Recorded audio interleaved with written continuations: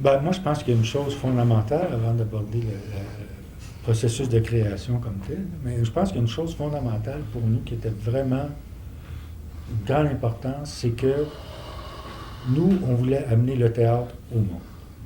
Un théâtre populaire. Oh, il y avait du théâtre populaire. Populaire ou populiste, ou les deux? Oh, la distinction est pas, pour moi, est Pas grave. non. Mais, c'est-à-dire qu'on voulait, en termes vraiment, on voulait pas, on s'attendait pas à ce que les gens viennent nous voir. On faisait pas du théâtre pour que les gens viennent nous voir. On faisait du théâtre pour aller le porter. Ça, c'était très important pour nous. C'était de rejoindre les gens où il n'y avait pas, par exemple, on a joué dans toutes sortes de places. Puis ça donnait des bons résultats. Je me rappelle une place, je pense que c'était à Noëlville, je me rappelle. Une petite municipalité, toute petite municipalité. Un soir de finale de hockey, on avait comme rempli la salle. Tu sais, ce qui était quand même quelque chose. Donc, nous autres, c'était vraiment très important de... Fait que ça, au départ, disons que c'était quelque chose pour moi qui était fondamental. Donc, c'est pour ça que vous avez joué dans les autobus. Ah, ben oui. Vous avez joué Ça, sur c'est les du lignes Jean-Marc, d'héritage. Oui. Ouais. Nos deux premières interventions, c'est du Jean-Marc. Oui. L'hiver chaud, Ouais. à Hall. Ça, c'était sur la ligne de piquetage, c'est ça? Ça, Il y avait c'est... pas une il y avait une grève. grève chez Edé. Oui. Ça faisait des mois que les gars faisaient la grève. Et Jean-Marc avait croisé Pierre Collin, je crois, qui était... et Marie Vachon, qui organisait, Marie était la maître de cérémonie de ce spectacle bénéfice.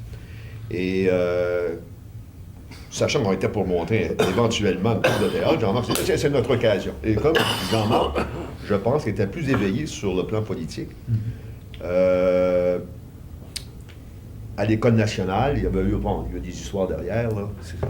Et il était venu nous voir, il disait, OK, les gars, on arrive là. Et ce qu'on a fait comme une intervention, c'est une chanson. Il avait dit... Oh my God! Je m'en souviens pas, je me souviens encore. Jesus. Et c'est Jean-Marc qui l'a écrit. Et c'est une chanson par des ouvriers. C'est une superbe de chanson. Et ça a bien passé.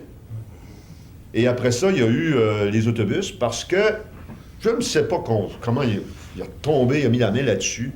Il a lu à un moment donné un pamphlet dans une revue qu'il y avait une troupe de théâtre qui s'était manifestée dans les autobus, je pense à Cincinnati, comme dans un bled américain. Et il dit, hey, on peut faire la même chose. Et il a approché, c'est lui qui a approché au C-Transpo. Et qui s'est dit, ben on peut faire ça pendant le temps des fêtes.